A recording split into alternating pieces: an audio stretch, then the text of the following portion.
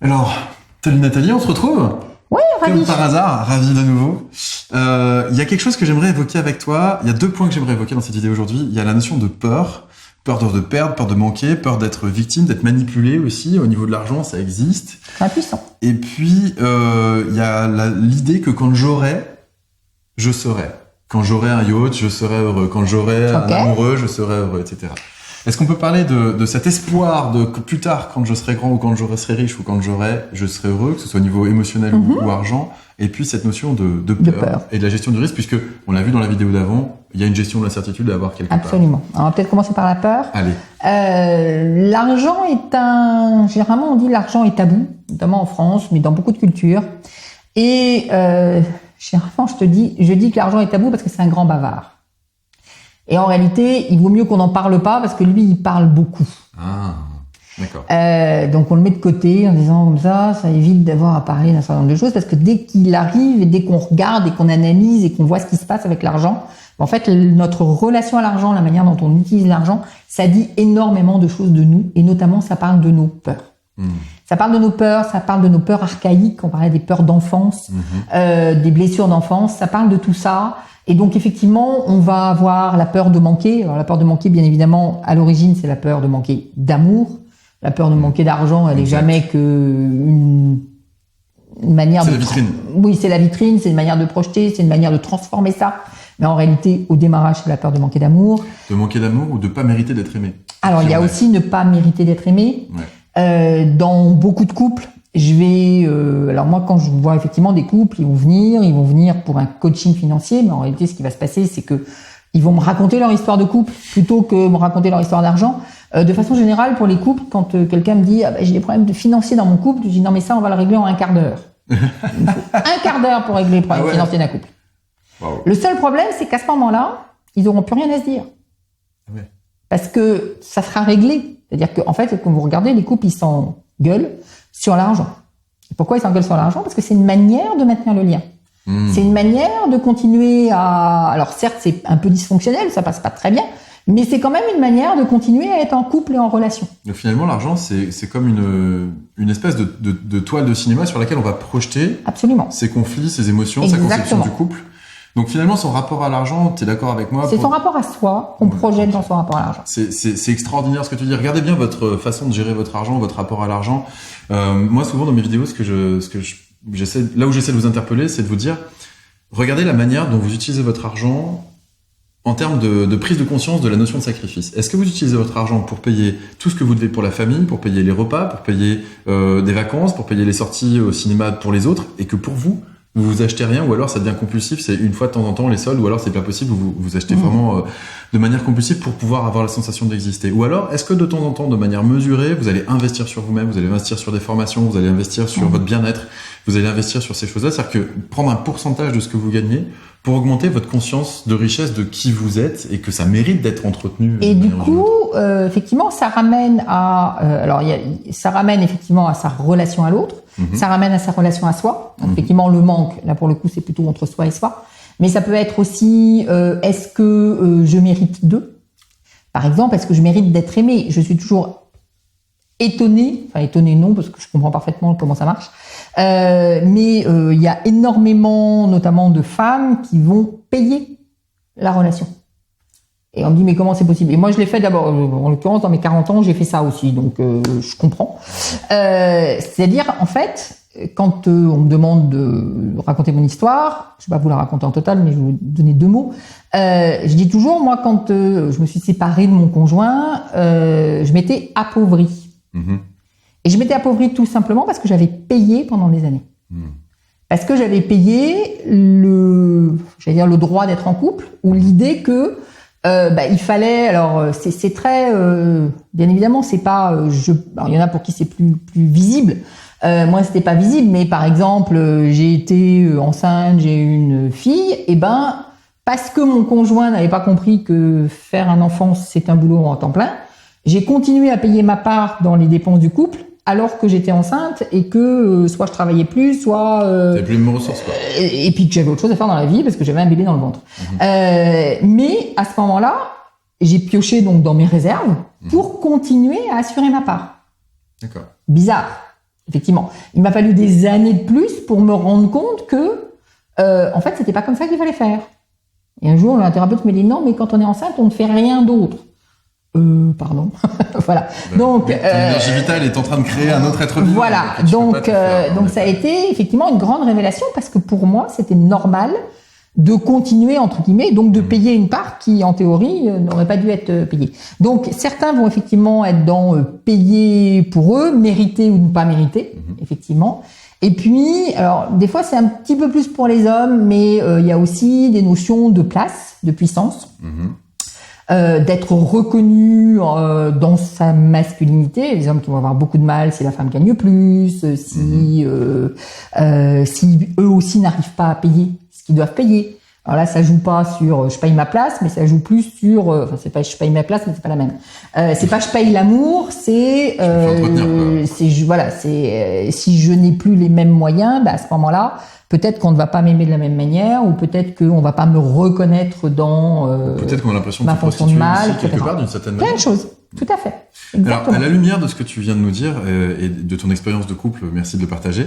Est-ce que tu dirais aujourd'hui que tu as travaillé sur ton intelligence financière? Est-ce que tu dirais que travailler ton intelligence financière t'a permis de travailler ton intelligence relationnelle et émotionnelle? Et avant ça, est-ce que tu analyserais le fait que tu étais en relation de dépendance affective dans ton couple d'avant? Sûrement, même si c'était probablement au 2e degré, donc ça se voyait pas, mais enfin c'était très compliqué. Il y avait forcément quelque chose de l'ordre de ne pas se reconnaître complètement, effectivement ne pas penser être à la hauteur, etc. Ça c'est clair qu'il y avait tout ce qui... Pas mériter l'amour. Tout la totale. Et le travail sur ton intelligence financière, est-ce que ça t'a permis de sortir petit à petit de cette relation de dépendance affective aux autres? Est-ce que t'as senti parce que tous les parallèles qu'on fait finalement, moi j'ai envie de dire, qu'on avance dans un sens ou qu'on avance dans l'autre, en fait ça fait progresser l'âme de la même manière. C'est clair, absolument, ça fait progresser l'âme. Donc effectivement, alors moi j'ai choisi le chemin, mais c'est pas forcément le seul chemin, mais j'ai choisi le chemin de la rupture et de la reconstruction derrière.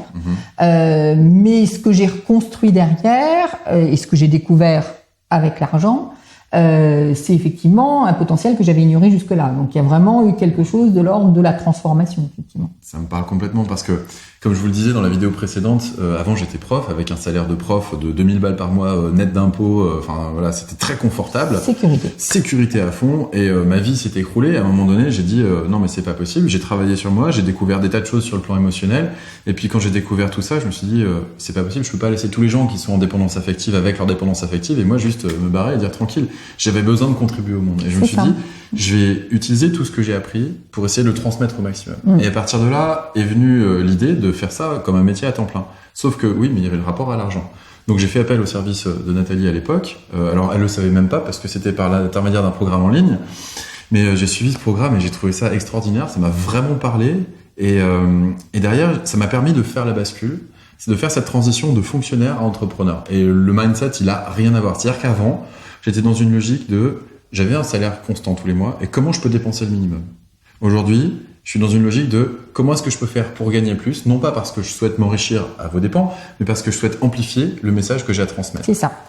Et ça me permet de gagner plus d'argent, me permet d'aller faire des conférences à Québec, la prochaine elle sera à Tunis, d'organiser un séminaire à Lyon, bref, de propager les valeurs auxquelles je crois. Et ça, c'est quelque chose dans lequel tout le monde peut se reconnaître. Si vous avez des valeurs, par exemple, écologiques, si vous avez de l'argent, vous pouvez aller consommer dans les magasins bio sans forcément regarder. Vous devenez consommateur, en fait. C'est ça qui est intéressant. Et moi, aujourd'hui, le rapport à l'argent, c'est un rapport qui me permet d'incarner encore plus mes valeurs. Si je peux faire la vidéo que je fais aujourd'hui, si je peux prendre sur mon temps, venir ici, venir te voir, si toi, pareil, tu peux prendre sur ton temps, c'est parce qu'on est animé de ce même message qui passe par le biais de l'argent, ou par le biais de la relation amoureuse, ou par le biais des émotions. C'est exactement la même chose. Et ce que je voulais dire par rapport à ça, c'est que donc, puisque tu parlais de tes métiers d'avant, moi, un de mes métiers d'avant, j'en ai eu plusieurs, mais un de mes métiers d'avant, ça a été d'être thérapeute. Et en vrai, psychothérapeute, c'est super, ça travaille sur l'humain, ce qui est vrai. Ça aide les gens à grandir, à aller mieux, ce qui est tout à fait vrai. Et pourtant, je trouve que aujourd'hui, je vais pas dire plus utile dans mon rôle de coach en intelligence financière ou de coach financier que je ne pouvais l'être en tant que thérapeute, mais en tout cas, je pense que j'agis au moins tout autant et peut-être même voire plus Parce que le problème du thérapeute, c'est que à un moment donné, il est dans son cabinet et il est obligé d'être dans son cabinet. Il peut pas sortir de son cabinet. D'abord, c'est son rôle institutionnel pour commencer. Et puis ensuite, il n'a pas les moyens parce que quand il est plus dans le cabinet, il gagne plus d'argent. Un thérapeute, ça ne gagne de l'argent que parce que tu es sur ton canapé et ton client en face. S'il n'y a pas de client en face, ou si tu es en vacances, il n'y a plus de sous. Ouais. Et ça, c'était un truc que je n'avais pas du tout compris, moi, dans ma vie. Donc, il a vraiment fallu que j'attende 40 et quelques années pour comprendre ça. Et pour me rendre compte que, en réalité, donc pendant 40 ans, je me suis plutôt appauvrie. Et quand j'ai commencé à m'intéresser à l'argent, j'avais pas nécessairement beaucoup d'argent, mais alors c'était un truc qui ne m'intéressait pas. C'est-à-dire qu'en soi, m'acheter une super grosse voiture, j'habite à Paris, je m'en fiche. Tu t'en fiches toujours d'ailleurs en fait. Et je m'en ça fiche. t'a pas transformé dans tes valeurs. Je m'en fiche totalement. Et donc, en réalité, les gens quand ils me disent ah ouais non mais parce que je sais parfaitement que quand je dis je suis coach en intelligence financière, le regard des gens change. Et que donc tout d'un coup, je suis passée d'une personne normalement sympathique à une personne affreuse capitaliste qui ne s'intéresse qu'à l'argent. Alors j'ai quand même un scoop. Ça n'a rien à voir. Voilà. Je peux vous assurer, ça n'a rien à voir. Puis j'ai quand même un scoop pour vous, c'est qu'en fait l'argent, je m'en fous total. Total, mais à endocher, total. Ça n'a toujours pas changé. Par contre, j'ai compris que c'était un véhicule. Et que ce véhicule-là, il fallait que j'en prenne soin. Parce que si je n'en prenais pas soin, je ne pouvais pas aller là où je voulais aller. Et en l'occurrence, pour faire le lien avec ce que tu disais, c'est qu'en tant que thérapeute, je n'aurais pas pu passer une demi-journée à faire une interview. Pourquoi ? Parce que à ce moment-là, j'avais pas de clients, donc j'avais pas d'argent. Je pouvais certainement pas aller à Québec ou aller ailleurs. C'est pas possible.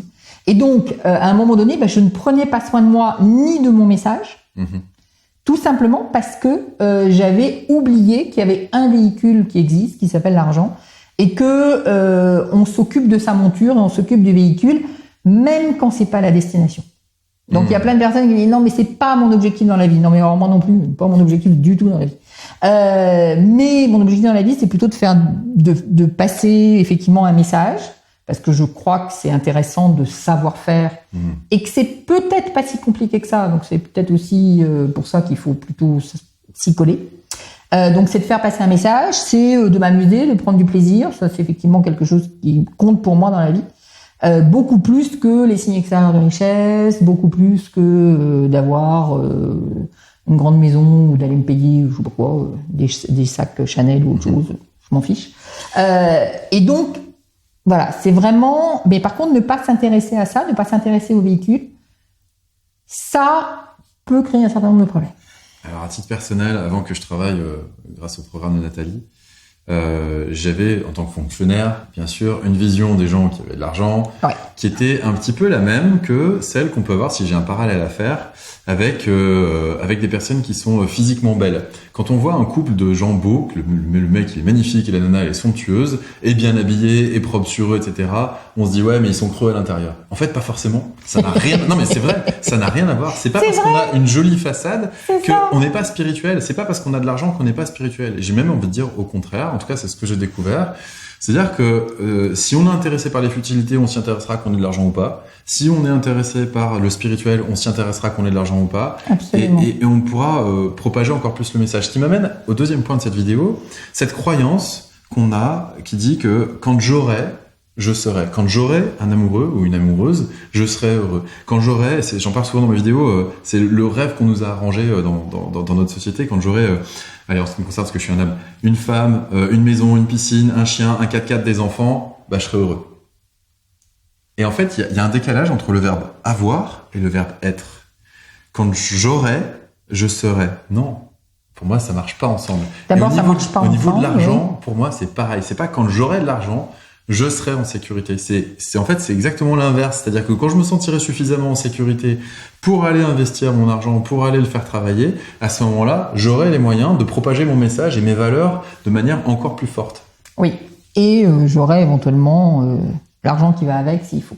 Effectivement, c'est pas j'aurai. Alors c'est pas j'aurai, je ferai, je serai.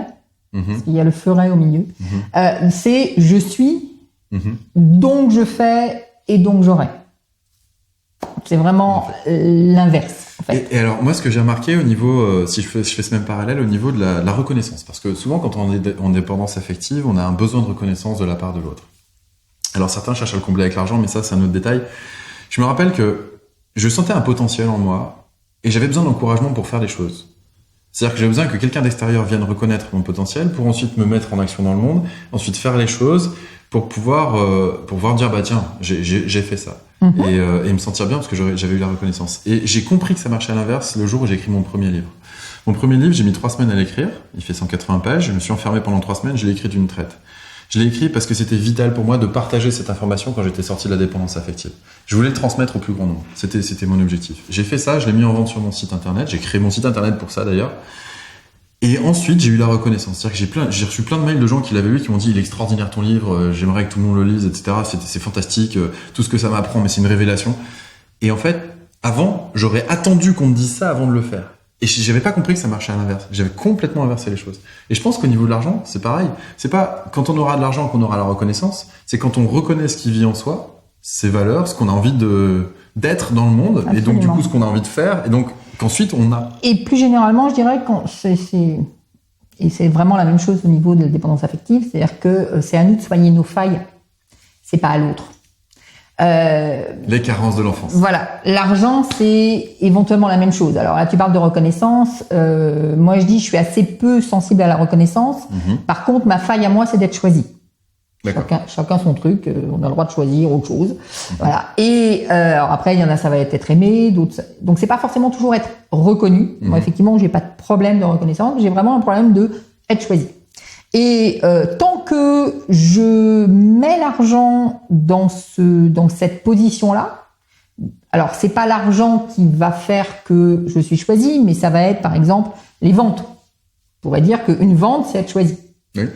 Tant que je projette ça sur la personne en face, effectivement, je me bloque. Parce que à ce moment-là, l'argent, des fois c'est les riches, des fois c'est la vente, des fois, enfin bon, qu'est-ce qu'on met à la place, va être téléguidé avec une certaine énergie. C'est-à-dire que moi, je vais utiliser, alors moi ou tout le monde d'ailleurs, va utiliser l'argent pour répondre à cette carence de l'enfance que j'ai besoin de remplir. Et à partir de ce moment-là, là pour le coup, quand on parle de liberté financière, on n'est pas dans la liberté financière. Pourquoi ? Parce que l'argent, il n'est pas libre. Il est téléguidé. Il est téléguidé par l'énergie qu'on a à l'intérieur, qui peut être de vouloir être choisi, être reconnu, ou bien tout ça. Si je fais un parallèle avec la relation amoureuse et la relation affective, c'est un petit peu le même concept que séduire. Quand on est dans une démarche de séduction, on a envie d'être choisi, donc on va attirer à soi l'autre en mettant en avant ses atouts, en mettant en avant pour être choisi au maximum. Mais au final, ça vient pas forcément combler, parce qu'une fois qu'on a été choisi, on se sent pas forcément plus valorisé. Alors ça dure un certain temps, on se sent bien, mais au bout d'un moment, ça marche plus, quoi. Et je pense mais on peut aussi séduire pour le plaisir, entre guillemets. Oui. C'est-à-dire sans que ça corresponde à ce besoin d'être choisi parmi tous les autres. Ça peut juste être effectivement parce que ça fait plaisir d'eux. Et donc dans ces cas-là, ça renverse le. Ouais. C'est fascinant. Enfin, moi, je trouve ça fascinant, tous ces parallèles. J'espère que ça vous parle autant. Je voudrais poursuivre cette vidéo avec la notion suivante qui m'a beaucoup parlé. C'est la notion d'actif et de passif. Au niveau de l'argent, développer les actifs ou alors accumuler du passif. Dans le cas d'une relation amoureuse, moi je vous parle de la relation amoureuse, puis Nathalie, je te laisserai leur parler de la notion les mêmes choses pour l'argent. Actif et passif au niveau financier. Et au niveau de l'amour, c'est exactement pareil. Quand on est dans une relation amoureuse où on cherche à faire en sorte que l'autre vienne combler nos carences affectives de l'enfance, on est dans une certaine logique de la relation amoureuse et on se dit, si je fais ça, j'obtiendrai ça en retour. Donc j'investis de l'attention, j'investis du temps, j'investis quelque chose et j'aurai de l'amour en retour. C'est-à-dire que si je fais un sourire à madame quand je rentre le soir, je devrais obtenir des faveurs sexuelles par la suite. Ou inversement, réciproquement, si je fais le bon petit plat pour monsieur, normalement, le soir, je serai honoré aussi au moment de se coucher. Et là, il y a quelque chose qui est dysfonctionnel parce que l'autre fonctionne différemment. Et si j'investis quelque chose et que j'ai pas ce que je voulais en retour, à ce moment-là, au lieu d'entretenir la relation avec ce qui va bien, je vais commencer à accumuler du passif. C'est-à-dire que je vais commencer à noter et à faire les comptes. Et alors, on voit souvent au moment de la rupture, on est censé payer une facture qu'on est incapable de payer parce qu'on se prend des reproches sur la tronche de tout ce qu'on a accumulé pendant des années, qui n'a pas été oublié ni d'un côté ni de l'autre. Ça veut dire que dans la relation amoureuse, on peut accumuler aussi du passif. C'est-à-dire qu'on va faire quelque chose qui va déplaire à l'autre, ou alors on ne va pas répondre à ses attentes de retour sur investissement, et donc on va accumuler du passif dans la relation. Et être capable de gérer ce passif, c'est quelque chose de fondamental pour gérer sa relation dans une bonne intelligence relationnelle. dans une bonne intelligence émotionnelle et amoureuse aussi. Si on n'est pas capable de gérer son passif, c'est-à-dire de quelque part, pas forcément uniquement de pardonner en mettant un coup d'éponge, mais de s'en servir comme d'un tremplin pour apprendre, eh bien à ce moment-là, au lieu de créer de l'actif, on fait que créer du passif. Et je crois qu'il n'y a aucun système qui fonctionne si on n'entretient pas ce qui est actif et ce qui peut nourrir la relation. Parce qu'au bout d'un moment, ce qui est passif devient un frein, un boulet, et la passivité amène à l'apathie, et l'apathie s'amène à la mort parce qu'il n'y a plus de mouvement. Et ça, c'est ce que j'ai observé dans les relations amoureuses. Alors, maintenant, on a exactement les mêmes termes en intelligence financière sur ce qui est de développer un actif et accumuler du passif. Est-ce que tu peux nous en dire un peu plus et voir si ce parallèle te parle aussi? Le passif, c'est les dettes. Et comme tu disais, effectivement, à un moment donné, on a beaucoup à payer. Donc effectivement, au moment d'une rupture, on va avoir une note, une addition. Tu parlais d'addition à payer. L'addition, effectivement, elle est juste énorme. D'abord, elle correspond à des choses qui ont pu être faites dans le passé. Donc c'est très compliqué de payer dans le présent des dettes du passé. Et ça, c'est effectivement le phénomène du passif également financier. C'est que le passif financier, c'est le fait d'avoir des dettes. Et d'avoir des dettes, parfois qu'on a accumulées à un certain moment de sa vie, ou bien qu'on a pris parce qu'on voulait une super télé ou une super voiture, et qui en réalité, qu'on va continuer à payer tout le temps après. Mais cette super télé ou cette super voiture, si ça se trouve, ou super voyage, c'est plutôt pas mal les voyages parce que quelque part, voilà, on s'endette, on part en vacances, on voyage en vacances, et puis quand on revient, ça y est, on a consommé. Mais la dette, elle est toujours là. C'est vrai. Donc, on a toujours effectivement à payer quelque chose qu'on a déjà consommé et qui ne produit, alors qui produit des souvenirs, c'est très bien, mais qui produit rien de plus. Et donc, effectivement, en finance, on va juste éviter d'avoir ces fameux passifs, c'est-à-dire des dettes qui ne produisent pas, pour avoir des actifs. Et des actifs, ça va être des choses qui vont justement générer de la valeur. Donc, sur lesquelles, effectivement, on va... alors, peut-être qu'on va emprunter quand on achète de l'immobilier et qu'on le met à louer, ça s'appelle un actif. Donc, on a bien emprunté, c'est pas le problème. Mais on a emprunté pour que ça crée quelque chose. Et on va, nous, probablement, y mettre aussi de l'énergie et de l'intention. Donc, on va retrouver ce côté, est-ce que je me laisse plomber par des choses qui sont peut-être déjà consommées ou en tout cas, voilà, il n'y a plus qu'à payer. Ou est-ce que je mets de l'énergie dans quelque chose qui va devenir de plus en plus beau, de plus en plus gros et de plus en plus valorisé en réalité? Super. Ça m'amène à la chose suivante, à la transition suivante, c'est que finalement ce que tu viens de dire m'a fait penser, quand tu as parlé des voyages, sur le fait de, si tu fais un voyage pour créer des souvenirs, c'est bien, tu as créé des souvenirs, et pourquoi pas. Et pour se détendre aussi, pour moi, là on crée de l'actif parce que on va vider son stress et on va revenir avec plus d'énergie, on va pouvoir encore mieux faire les choses par la suite. Donc le voyage, c'est un exemple super. Oui, mais quand tu dis, justement, quand c'est un voyage qui crée des souvenirs ou qui crée de la détente, c'est un actif. Ouais. C'est un actif. Maintenant, s'il produit rien de plus et qu'on ne fait que dépenser de l'argent, en fait, on a créé du passif. Et la distinction entre les deux, elle est pas forcément évidente. Et dans le couple aussi, c'est pareil. Pour moi, c'est pas forcément évident. C'est-à-dire que quand on crée une situation conflictuelle avec quelqu'un ou avec son partenaire ou son conjoint où on n'est pas d'accord sur quelque chose, on pourrait dire qu'on est en train de créer du passif parce que on est en train de s'engueuler, on dépense de l'énergie mais on n'obtient pas grand-chose au retour. Sauf que si on s'en sert, et c'est une question d'état d'esprit, c'est une question de mindset, si on s'en sert ensuite pour se dire ok, là il y a eu un point de blocage, donc ça veut dire qu'on a un fonctionnement qui est différent, quel est ton fonctionnement, je suis curieux, et comme ça on va grandir ensemble, et là ça devient intéressant. Absolument. Si je reprends l'exemple du voyage, typiquement, là, aujourd'hui, je suis à Paris. Alors, vous le savez, si vous me suivez, moi, j'adore les milieux naturels. Je suis pas trop parisien, je suis pas trop citadin dans l'âme. Et pour autant, je me suis dit, OK, je vais venir à Paris et je vais en profiter pour faire cette interview avec Nathalie, si elle est d'accord. Et du coup, je voyage. Je fais des photos que je publie aussi sur Instagram ou autre pour mon propre plaisir. Je fais des vidéos aussi pour ma chaîne YouTube. Je peux discuter avec toi. Et finalement, dans ce voyage, il y a des tas de choses que je vais pouvoir mettre entre guillemets à profit. Alors, c'est pas forcément être dans une logique capitaliste pure et dure de toujours vouloir tirer profit de tout ce qu'il y a. Mais c'est une logique de se poser la question, en quoi ce que je fais là peut aussi m'aider à grandir? Et ce qui financièrement s'appelle transformer un passif en actif. Et ça, c'est quand même quelque chose d'extraordinaire. C'est comment est-ce qu'on peut transformer quelque chose qui peut être compliqué en quelque chose qui va être positif. Ça, si vous l'avez bien compris dans cette vidéo, c'est qu'il y a quelque chose qui s'appelle de l'ordre du mindset. Et le mindset, finalement, c'est quoi? C'est l'expression de son système de croyance. Ce qui veut dire que le système de croyance, qu'il soit par rapport aux émotions ou par rapport à l'argent, c'est quelque chose de fondamental. C'est-à-dire, est-ce qu'on est dans une peur qui va sécuriser les choses ou est-ce qu'on accepte le mouvement? Si vous voulez en savoir plus par rapport au système de croyance, je vous donne rendez-vous dans la vidéo qui suit juste après. Parce que là, je sens que ça fait quand même un petit moment qu'on vous parle et qu'il serait temps de faire une pause.